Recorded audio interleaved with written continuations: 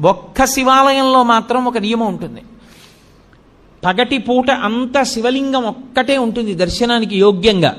సాయంకాలం అయిపోతే సాధారణంగా కవచం పెట్టేస్తారు. కవచము అంటే రూపాన్ని పెట్టేస్తారు. ఇదిగో ఈ వెనకాతల ఉన్న రూపం ఎలా ఉంటుందో అటువంటి దాన్ని శివలింగానికి తొడిగేస్తారు.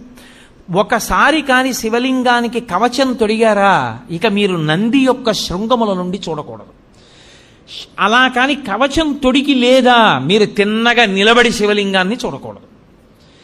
అప్పుడు చూసేటప్పుడు మాత్రం మీకు అదృష్టం పండిందని గుర్తు. కవచం పెట్టకముందు మీరు శివాలయంలోకి వెళ్ళారంటే మీ భాగ్యం పండిందని గుర్తు. ఎందుకో తెలుసా? ఈ సమస్త ప్రపంచమునందు కేళి చేసే శివస్వరూపం దర్శనం అవ్వాలంటే నందీశ్వరుడికి ఆయన ఇలా ఉంటే మీకు ఎడం పక్కన నంది ఉండేటట్టుగా వచ్చి మీ ఎడం చేత్తో ఆయన యొక్క పృష్ఠభాగంలో అవయవాన్ని ఒక్క లిప్తకాలం పట్టుకోవాలి. కుడి చేతి బొటన వేలు చూపుడు వేలు శృంగముల మీద ఉంచాలి.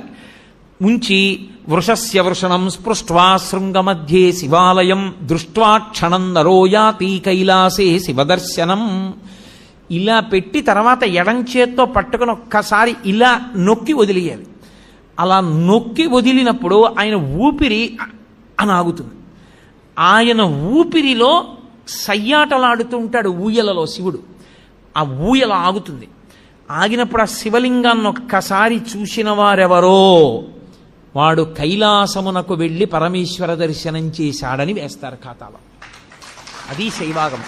కైలాసే శివం దృష్ట్యా కైలాసమునందు పరమశివ దర్శనం చేశాడు. కవచం పెట్టేశారనుకోండి ఇక చూడకూడదు అలాగే.